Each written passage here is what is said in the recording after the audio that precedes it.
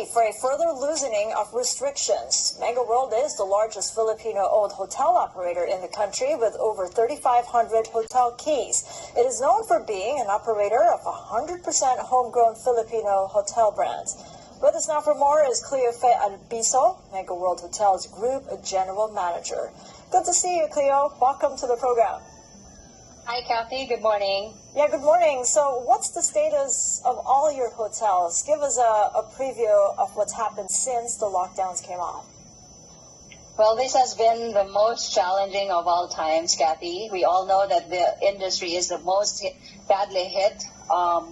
We all have, like all other hotels, we all have our risk management plans, our crisis management plans, but the execution here seems to be just so different that we have to be very versatile in our ways of doing things and operating the hotels. Specific to Megaworld Hotels, we specifically looked into 3 segments that are very critical for us to survive the pandemic, and these are the safety of our guests and, of course, the safety of our associates serving our guests, as well as being compliant to the government mandates. We are very particular of what are allowed and what are not allowed in the operations. Right, the word is versatile, and how you get around that. I mean, hotels right now under GCQ are disallowed from entertaining leisure travel, so only those from essential or permitted industries. Overseas Filipino workers, foreign guests transiting through GCQ areas are the ones that you're serving. So what are you and your staff learning from practicing these new normal protocols with them? This is specific to all the hotels and the lodging accommodation businesses. We all have been waiting for the ease of the quarantine mandates of the government. We are still in GCQ here, and like you said, only essential and permitted industries are allowed to stay with us. But there are also regions that have been allowed. Specific are Iloilo. We have a Richmond hotel there who are easing up and already are coordinating with the government to be able to accommodate the leisure guests. To the preparation, there's so many things going on in our hotels. We know that there's the new reality that we're trying to banner. We all know that when we come in the hotels, the expectation of having front desk that are beautiful and handsome, ready to welcome. The more staff you have, the better, but this time it's totally different. You will have to have contactless service. You will have to make sure that there's really extension of the warmth despite not being able to do it in person. So Megaworld Hotels is working on its digitalization. A lot of automation works are on the process, Kathy. We are actually working on the Megaworld Hotels e-concierge. And this platform will allow mobile check-in and check-out, so that cuts the process of having to line up in the front office, the front desk.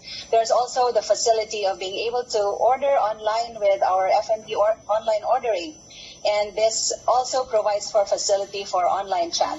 So there's assistance when you need your air cons to be adjusted, you need more towels. You don't really have to go out, you don't really have to talk to an associate in person to be able to request for that. And the survey after is also essential. So there's a lot of things that we're trying to shift from our usual ways of doing things in the hotel.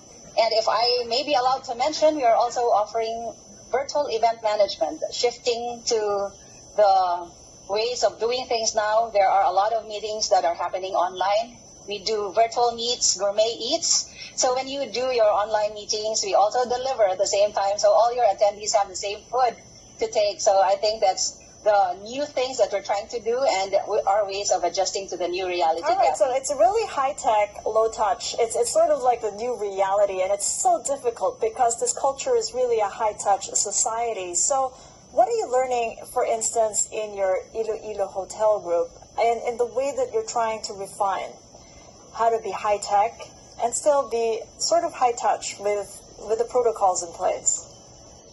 Although our e-concierge is yet in development, but we're really doing all the precautionary measures to make sure that our sanitation protocols are really in place. We know that the Filipinos, after a 3-month lockdown in their homes, are very excited to experience once again being served in the hotels, somehow to have a place for staycation and all these. We are innately warm, Kathy, as a culture. The Filipinos know how to serve.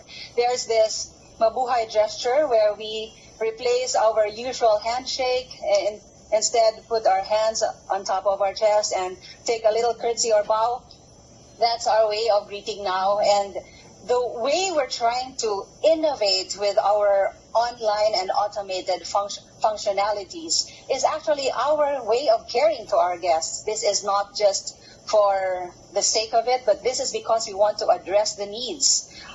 Lesser contact, but more care, because we want them to be safe. We want them to always have the security that we're doing all the measures to ensure that everything will be fine when they stay in their hotels. It boils down to just bringing back the confidence that, yeah, you can get that staycation and be okay when you check out. Have occupancy levels improved, though? Well, we have been also fortunate for some of our hotels in specific areas that we are able to house the BPO workers, logistics workers that also work in the airports. It is not as at the level that's really normal because we don't have our leisure guests, we don't have our corporate business sector. My segment is not available, so there's really not the occupancy that used to be in the hotels, but we are working on being able to attract the segments that will be allowed to do staycations in our properties. It's different from one region to another, though, because, of course, Boracay has its different mandates from the government. The ones in Manila are also trying to follow the mandates.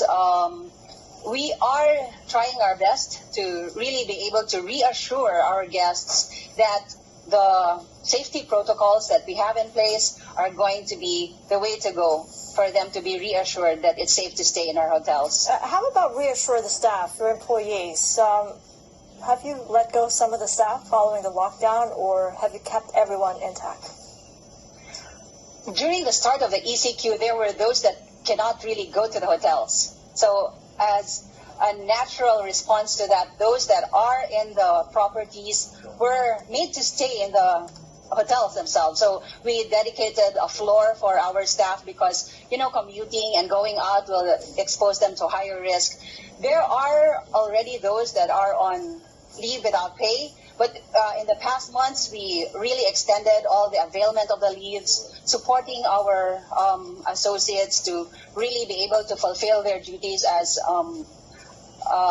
heads of families and breadwinners. We did try our best to do that, but on the other hand, Kathy, it might be worth mentioning that we're doing our circle of happiness. So not because we're in a crisis that did stop us from thinking of the welfare of our associates. We provide them with PPEs, we provide them with activities. It is a little difficult, not just a little, it's so difficult to be staying in the hotels, not seeing your family, serving our guests, and with the fear of contracting the virus, but we try to make them happy with activities that we do at home, that we have competitions and challenges that we extend to those who are not working. We try to reach out to them with webinars that the HR conducts. There's a lot of activities on the end of the human resource management to make sure that our associates are not just protected, they are given their livelihood, and of course, we make them realize that all the strategies that we have in place is really to make sure that the duration of our adjustment and transition from the crisis to our normal will really be shortened, and the gap is really cut short. So are you ready for MGCQ? That is the next stage of the loosening, and where all the tourism activities and markets are allowed. We are so excited for the MGCQ. We have put our plans in place. Even in the start of the pandemic, Kathy, we have had plans already. Even the manning transition is already in place. We have all our promotions right there. We know that the market will not have so much capacity to spend. So there will be a little bit of adjustment to the rates to just make sure that people try it out again. We are encouraging the Filipinos to really stay in the hotels, dine in a restaurant. It's going to help a lot. We know that 5.4 million of the employment comes from the tourism industry, and that comprises of 13% of the total employment base of the Philippines. That's a whole lot. When you stay in the hotel, when you dine in the restaurants, when you try to go out in the bars, because by the MGCQ, we will be allowed 50% of the operational capacity of the ancillary establishments within the premises of the hotel. So we will be loosening up a bit of the restrictions. So your patronage will definitely help a lot in the recovery of the tourism industry. Yeah, define for us a readjustment of the rates. How much of a price cut for a hotel stay? There are so much, there's already a lot of discounts extended to the market that we have now, given that we are supporting the government, the DOT, the OWA, given that the discounts that we are extending go as much as 40% discount.